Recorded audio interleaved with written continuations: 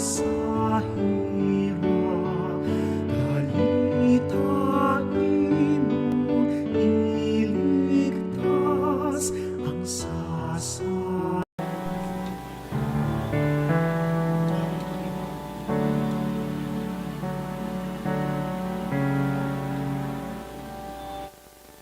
Señora Dela Merced, mahal na Birhena, awa, inang iyak, inang dakila, ipanalangin mo kami.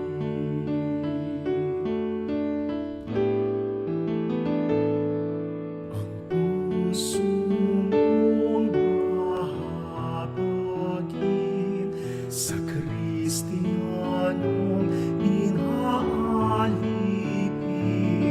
ng mga morong suwail ay tinagos ng patalim ang lupang iyong nilakad sa sinta mo sa may hirap.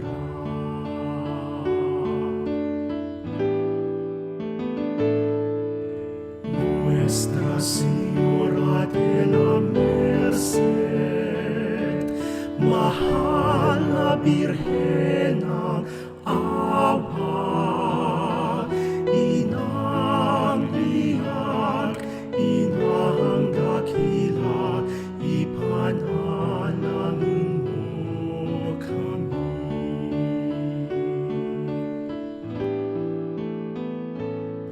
Si Raimundo at si Nolasco, kapwa dakilang santo, at si Jaime lingkod mo, ang iyong pinasaklolo sa Kristiyanong nag-iiyak sa kalibingan sa paghihirap.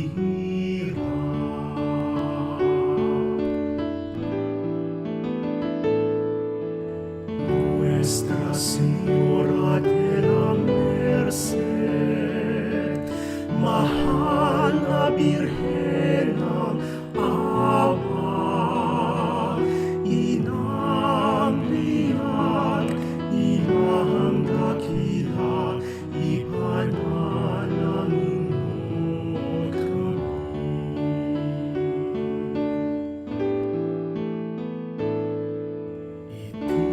Itinayo nilang lubos ang orden mo sa pagsakop sa kamay ng mga moro, ang nasawin mga Kristiyano, aliw kang kaliyak-liyak ng Kristiyanong nasa hirap.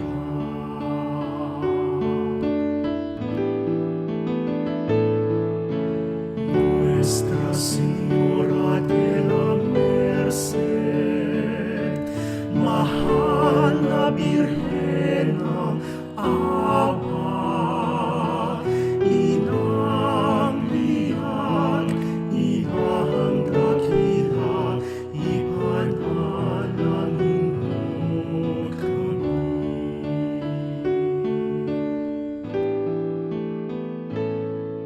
Barcelona at ibang bayan ay binigyan kahanggalan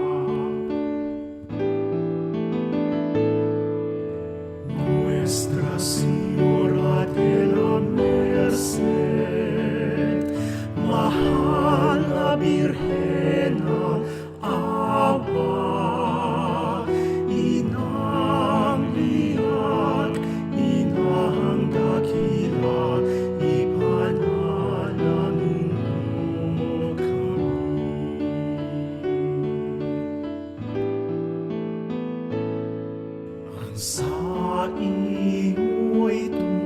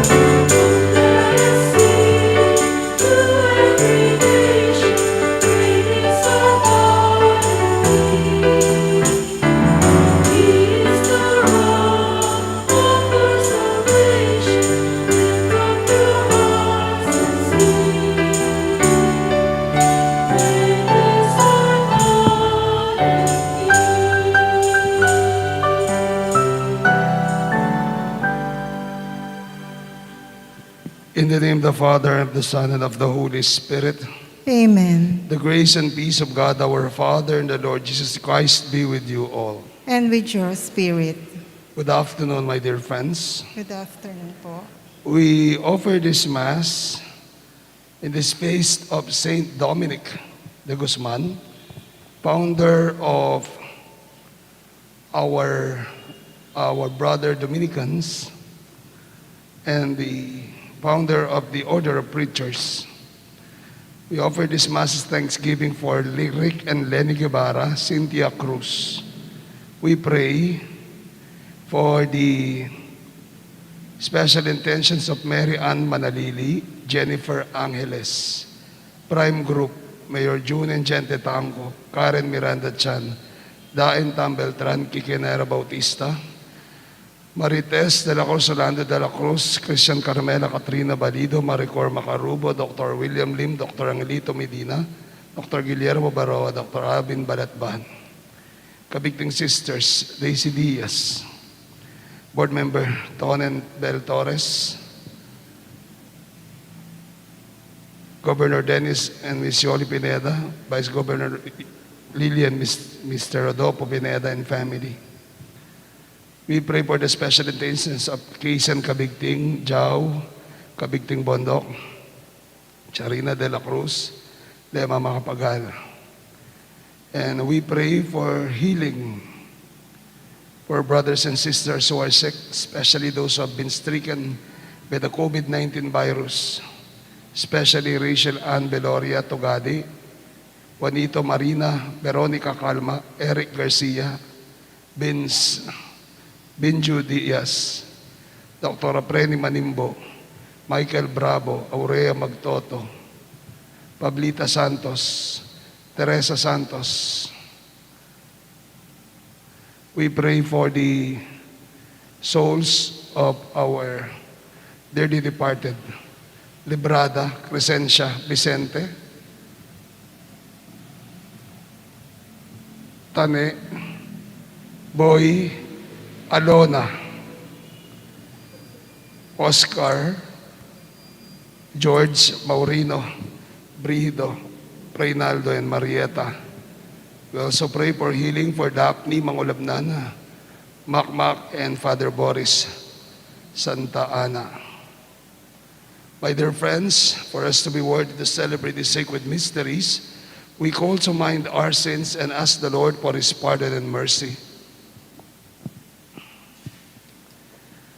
For the many times we have failed to trust in you, Lord, have mercy. Lord, have mercy. For the many times we have failed to love you, Christ, have mercy. Christ, have mercy. For the many times we have failed to receive the bread of life, Lord, have mercy. Lord, have mercy. May Almighty God of mercy on us forgive us our sins and bring us to life everlasting. Amen. Glory to God in the highest.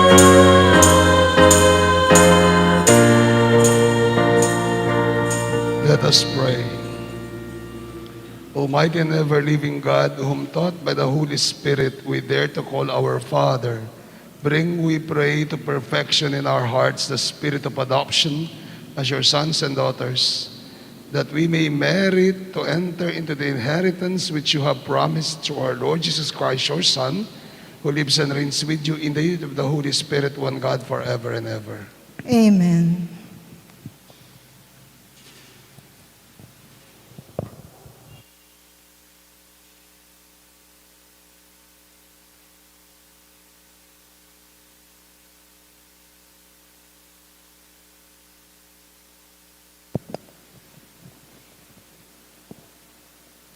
A reading from the first book of Kings. Elijah went a day's journey into the desert until he came to a broom tree and sat beneath it. He prayed for that, saying, "This is enough, O Lord. Take my life, for I am no better than my fathers." He lay down and fell asleep under the broom tree. But then an angel touched him and ordered him to get up and eat. Elijah looked at his head was a hard cake and a jug of water. After he ate and drank, he lay down again. But the angel of the Lord came back a second time, touched him and ordered, "Get up and eat, else the journey will be too long for you." He got up, ate, and drank. Then, strengthened by that food, he walked 40 days and 40 nights to the mountain of God, Horeb. The word of the Lord. Thanks be to God. Taste and see the goodness of the Lord. Taste and see the goodness of the Lord. I will bless the Lord all the times. His praise shall be ever in my mouth. Let my soul glory in the Lord. The lowly will hear me and be glad. Taste and see the goodness of the Lord. Glorify the Lord with me. Let us together extol his name. I sought the Lord, and he answered me and delivered me from all my fears. Taste and see the goodness of the Lord. Look to him that you may be radiant with joy, and your faces may not blush with shame. When the afflicted man called out, the Lord heard, and from all this distress he saved him. Taste and see the goodness of the Lord. The angel of the Lord encamps around those who fear him and delivers them. Taste and see how good the Lord is. Bless the man who takes refuge in him. Taste and see the goodness of the Lord.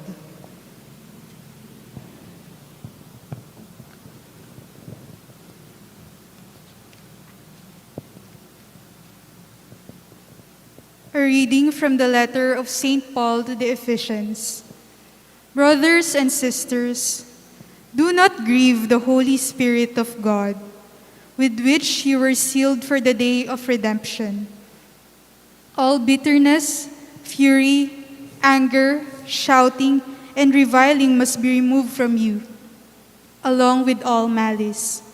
And be kind to one another, compassionate, forgiving one another as God has forgiven you in Christ. So be imitators of God, as beloved children, and live in love, as Christ loved us and handed himself over for us as a sacrificial offering to God for a fragrant aroma. The word of the Lord. Thanks be to God.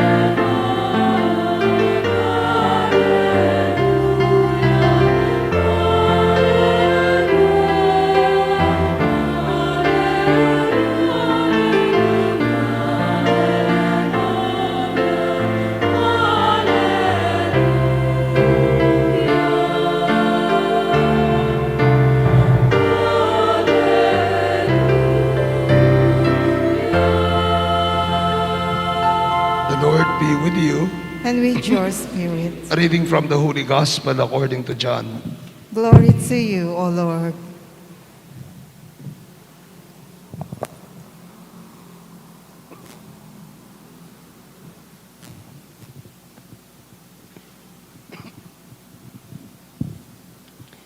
The Jews murmured about Jesus because he said, I am the bread that came down from heaven.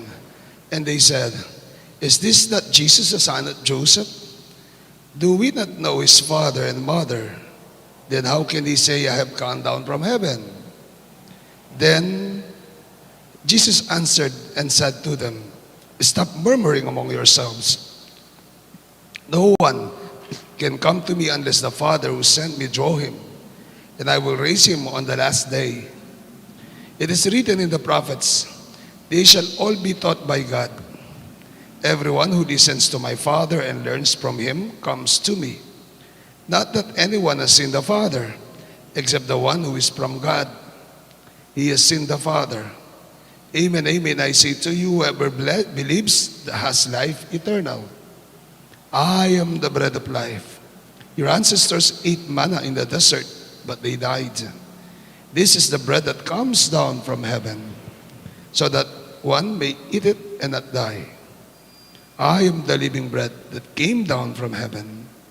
Whoever eats this bread will live forever. And the bread that I will give is my flesh for the life of the world. My dear friends, the gospel of the Lord. Praise to you, Lord Jesus Christ. Maya pa, gatpanapon kaya kayo man. Good afternoon to all of you. Magandang hapon po sa inyong lahat. Sino pong may anak na sa inyo? May anak o may apo na? At sino po? Okay. What is the first prayer that you taught your child or your children? Ano po ang unang dasal na tinuro nyo sa anak nyo? Nung maliit siya at kalong-kalong nyo pa. Siguro mga 9 months, 1 year old, kalong-kalong nyo yung bata, hindi pa masyadong marunong magsalita, pero tinuturuan na natin sila magdasal. Ano po yung unang dasal na tinuro nyo sa kanya? Our Father? Our Father? Yung 1 year old, Our Father? So hindi pa maintindihan yun. Diyos ko, katekista po ang nagturo ng Our Father sa mga anak nyo, hindi kayo. Huwag kayong mag-ilusyon. Oh, ano pa? I believe in God, sumasampalataya. Diyos ko, grade 3 na yung anak mo nung malaman yung sumasampalataya. Ano yung tinuro mo sa kanya habang kalong-kalong mo siya? Di mo ba merong mga magulang na ilalapit yung anak sa altar tapos tuturuan magdasal? Ano po yung unang turo nyo sa kanila? Ano yung unang turo? Jesus, penging Papa. Di ba? Jesus, penging Papa. Pagkain, tinapay. Di po ba? Tapos pag lumaki na ng konti yung bata, tuturuan nyo, Jesus, penging Pepe. Pera. Di po ba? Jesus, penging Papa. Jesus, penging Pepe. Di po ba? Kalong-kalong nyo yung anak nyo, ilalapit nyo doon sa Santo Niño. Jesus, penging Papa. Jesus, penging Pepe. Di po ba? Kaya paglaki ng bata, lumaki na, nagbinata, nagdalaga, tapos lalapit sa'yo, Nay, penging pera. Anong sagot ng nanay? Walang iya ka, umalis ka dyan. Lintik ka.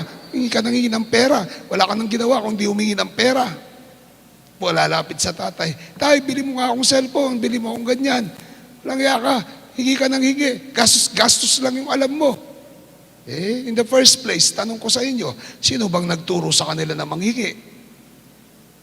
Magulang. Kayo lang nagturong manghingi sa kanila. Jesus, penging Papa. Jesus, penging Pepe. Di po ba?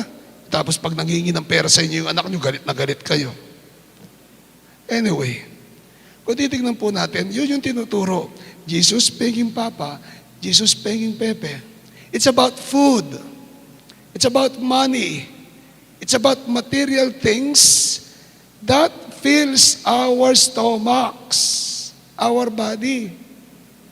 But Jesus is telling us the other things. Kung titignan po natin, meron na bang nagdasal sa atin nung bata, tinuruan yung bata, Jesus, gawin mo po akong mabuting bata. Jesus, gawin mo po akong mabuting tao. May nagturo ba ng ganon? Siguro mangilan-ngilan. Pero generally, hindi. Ano yung tinuro? Penging Pepe, penging Papa. And so Jesus is telling us the other things. Kaya nga, penging Pepe, penging Papa. At pagtanda natin, habang tumatanda tayo, we are looking for things that would satisfy our wants. Pera, magandang trabaho, magandang bahay, sasakyan, mga ari-arian, alahas, gadget, gamit. Yun po ang ninanasa at ninanais natin. Why? Because early on in our lives, penging Pepe, penging Papa, we are oriented to ask for something na makakabusog sa ating katawan, na makakabusog sa ating tiyan. Penging Pepe, penging Papa. Pero Jesus is telling us the other way around. Anong sabi ni Jesus? I am the bread that came down from heaven. Whoever eats this will have a life eternal. May ibang papa na sinasabi si Jesus. May ibang papa na sinasabi siya na kapag tinanggap natin si Jesus sa buhay natin, kapag niyakap natin si Jesus sa buhay natin, pati ang kanyang mga turo, tayo ay mapupuspos. Hindi man tayo mabubusog, tayo'y mapupuspos. There's a difference between mabubusog and mapupuspos. Mabubusog ka, yung tiyan mo mabubusog, after that, magugutom ka na naman. Mapupuspos ka ng biyaya ng Diyos. And there are things that we do na pagtanggap sa katawan ni Kristo, pagtanggap sa tinapay ng buhay na galing sa langit na nagbibigay buhay. Kapag tinanggap natin si Jesus, iba yung magiging buhay natin dapat. At napupuspos tayo sa paggawa natin ng mga bagay na maka-Kristo, na maka-Diyos. Hindi man mabusog ang ating tiyan, pero napupuspos tayo ng kanyang pagpapala at ng kanyang biyaya. Amen. Naranasan na po ninyo to, I believe. Naranasan na ninyo. Yung tila bagang may problema yung kaibigan mo, nag-effort ka, nasira ang oras mo, nag-effort ka, napagod ka, siguro na-damage pa yung bulsa mo, pero masaya ka, pero napuspos ka, pero punong-puno ng galak ang iyong puso. Bakit? Kasi you have done something that deals with the bread of life. Pinuno ang iyong puso, ang iyong pagkatao, ang iyong kaluluwa. Hindi ang iyong tiyan. May mga tao, kung titingnan natin, may mga kapatid tayo, wala silang inisip, kundi busugin ang kanilang sarili. Busugin ang sarili nila sa kayamanan, pera, mga material na bagay, lagi akin, akin, akin.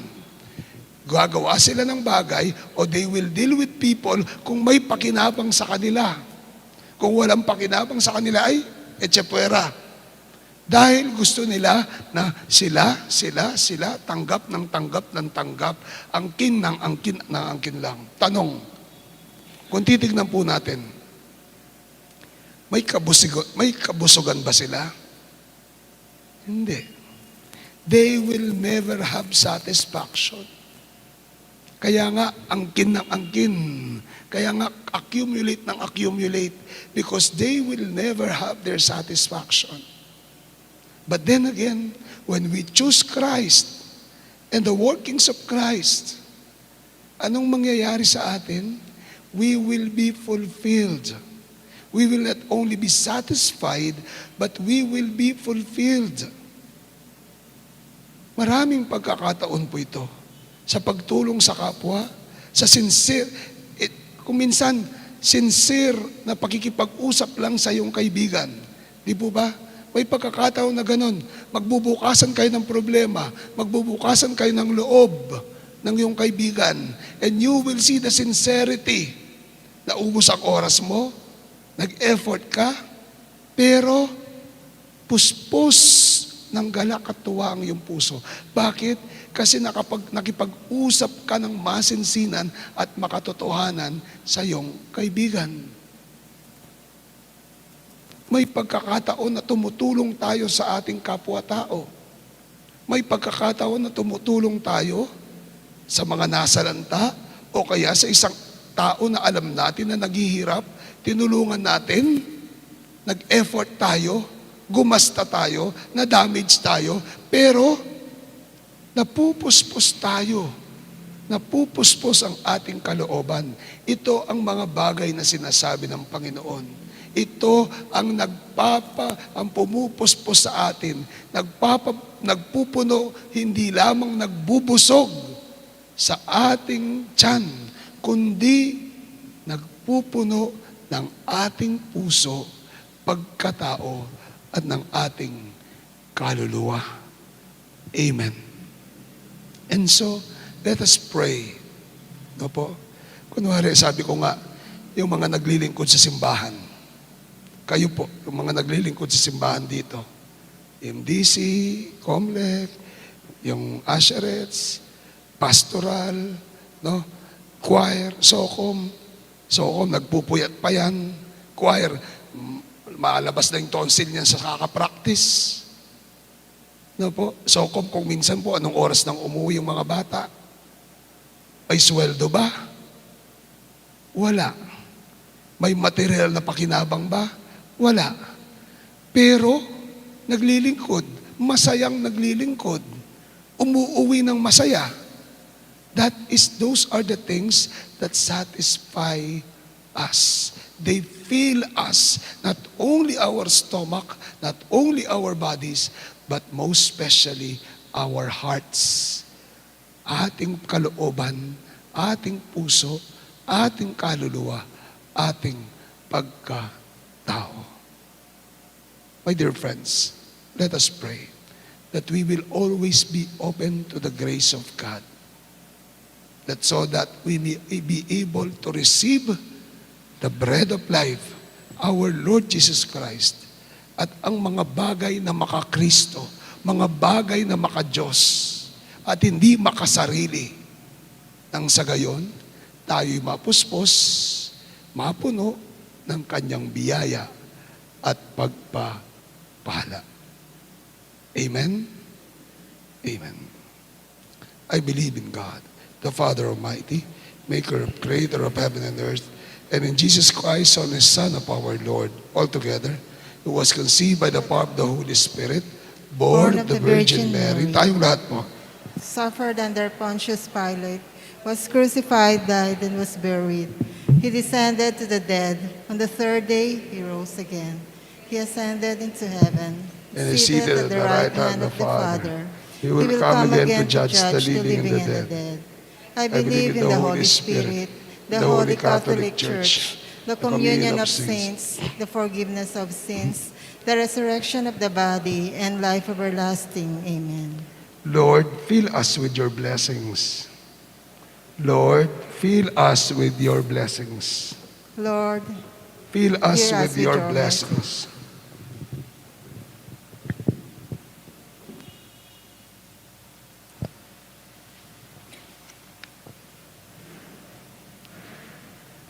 For Pope Francis and our bishop, priests, and deacons, may they be faithful in their commitment to God and to His people. May they lead the Church towards a deeper desire for eternal life, we pray. Lord, fill us with your blessings. For government and civil leaders, may they be zealous in their work of justice and peace. to achieve God's plan for the world. We pray. Lord, fill us with your blessings. Against the pandemic, may the Lord heal and restore into wholeness all who are affected in any way by COVID-19. Let them all find comfort in God, we pray. Lord, fill us with your blessings. For all the faithful, may we find sure hope and strength in our daily partaking of Eucharist. May we live loving each other as brothers and sisters in Christ, we pray. Lord, fill us with your blessings. For our departed loved ones, may the Lord embrace them and grant them joy in His eternal embrace, we pray. Lord, fill us with your blessings. In the silence of our hearts, we pray for our own personal intentions.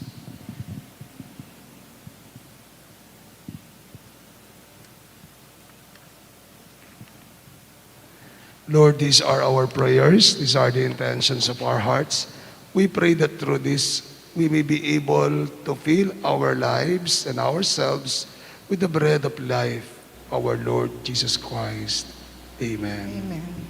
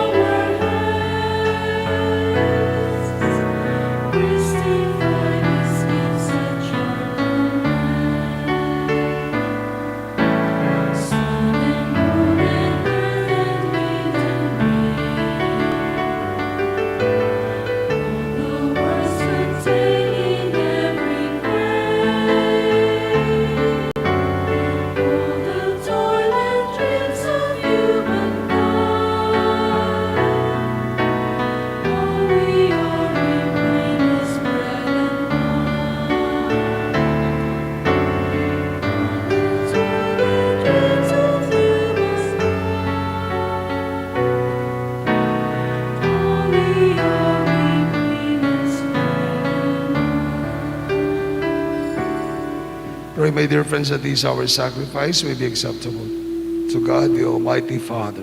May the Lord accept the sacrifice at your hands for the praise and glory of his name, for our good and the good of all his holy church. Be pleased, O Lord, to accept the offerings of your church, for in your mercy you have given them to be offered, and by your prayer, your power, you transform them into the mystery of our salvation through Christ our Lord. Amen. The Lord be with you. And with your Lift spirit. up your hearts. We lift them up to Let the us Lord. give thanks to the Lord our God. It is right and just. It is so right and just, our duty and our salvation, always and everywhere to give you thanks, Lord, Holy Father, Almighty and Eternal God, for Christ, through Christ our Lord. For by his birth, he brought renewal to humanity's fallen state, and by his suffering canceled out our sins.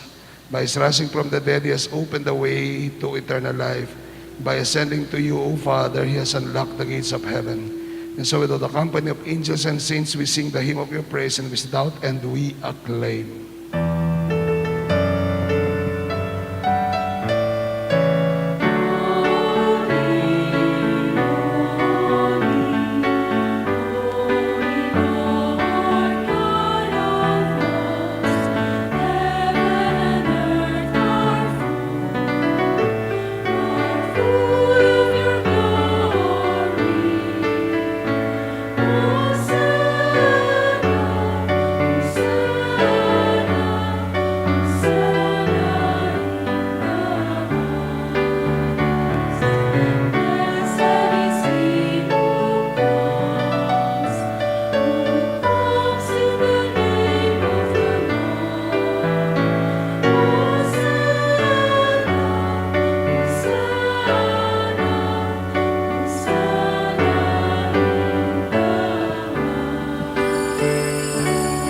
You are indeed holy, O Lord, the fount of all holiness, and make holy. Therefore, these gifts we pray, by sending out your Spirit upon them like the dewfall, that they may become for us the body and blood of our Lord Jesus Christ.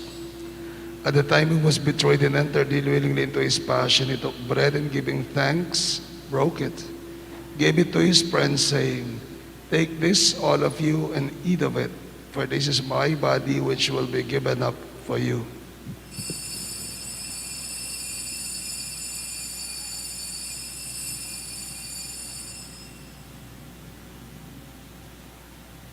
In a similar way, when supper was ended, he took the chalice, and once more giving thanks, gave the chalice to his friends, saying, "Take this, all of you, and drink from it, for this is the chalice of my blood, the blood of the new and eternal covenant. It will be poured out for you and for the many, for the forgiveness of sins. Do this in memory of me."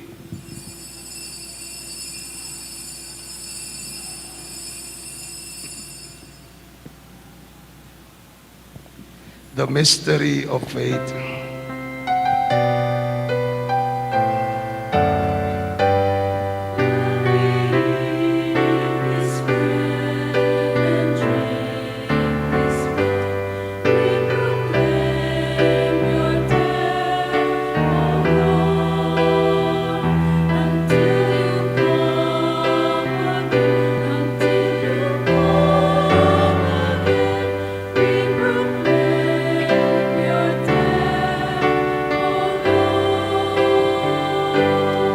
Therefore, as we celebrate the memorial of his death and resurrection, we offer you, Lord, the bread of life and the chalice of salvation, giving thanks that you have held us worthy to stand in your presence and minister to you. Humbly we pray that partaking of the body and blood of Christ, we may be gathered into one by the Holy Spirit. Remember, Lord, your church spread throughout the world and bring her to the fullness of charity.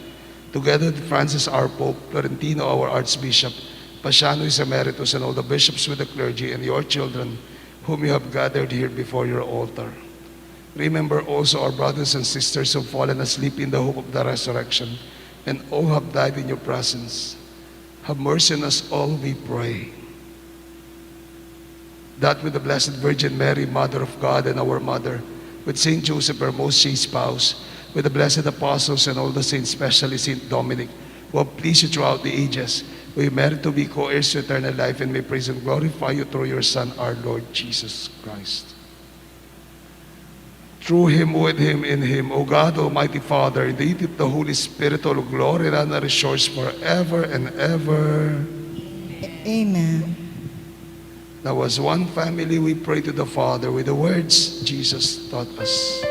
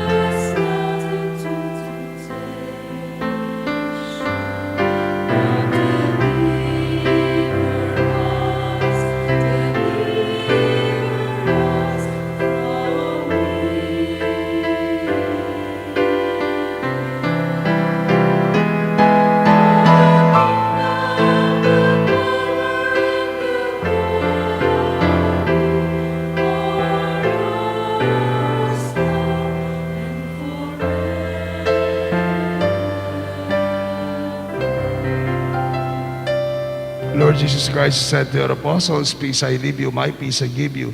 Look not at our sins, but the faith of your people, and graciously grant us peace and unity in accordance with your will, who lives and reigns forever and ever." Amen. The peace of the Lord be with you always. And with your We spirit. share the peace of Christ with one another. Peace be with you. Peace be with you. Peace be with you.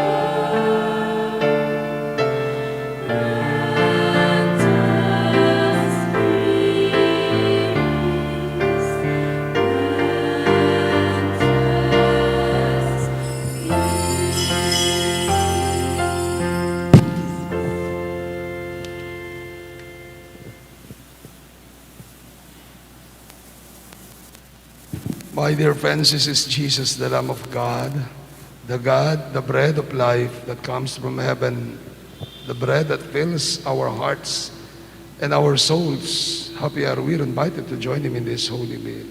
Lord, I am worthy that you should enter under my roof, but only say the word and my soul shall be healed.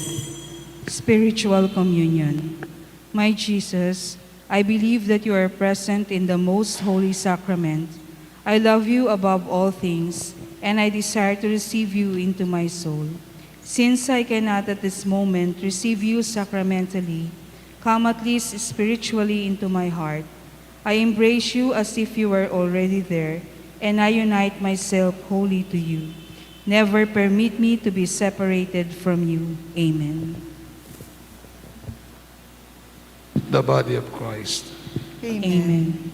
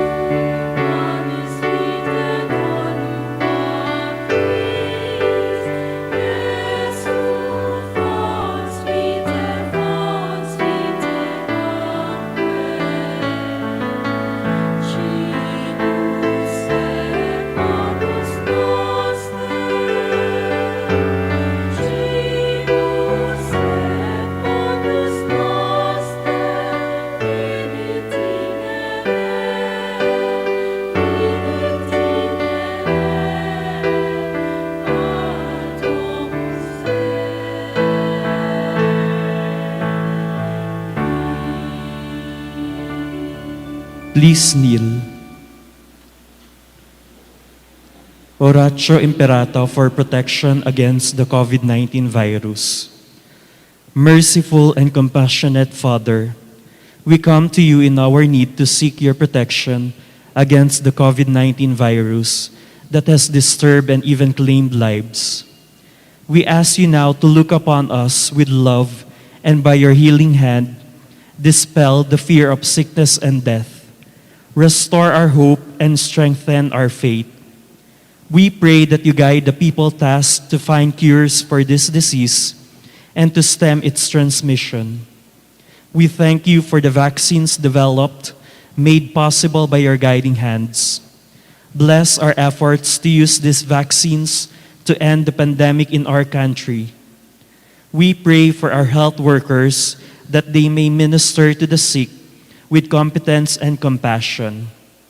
Grant them health in mind and body, strength in their commitment, protection from the disease. We pray for those afflicted. May they be restored to health. Protect those who care for them. Grant eternal rest to those who have died. Give us the grace in these trying times to work for the good of all and to help those in need. May your concern and compassion for each other see us through this crisis and lead us to conversion and holiness.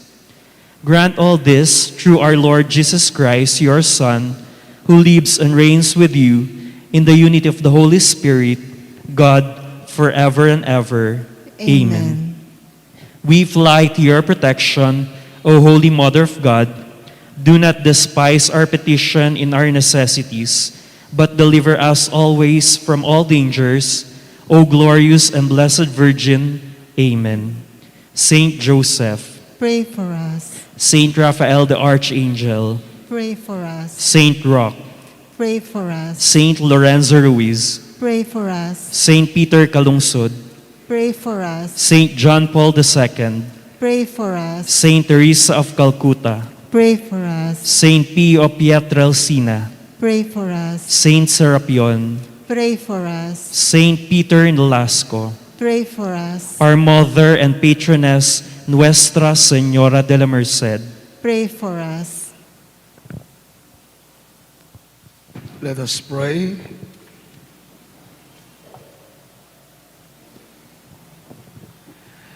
May the communion in the sacrament, in your sacrament, that we have consumed, save us, O Lord, and confirm us in the light of your truth through Christ our Lord. Amen.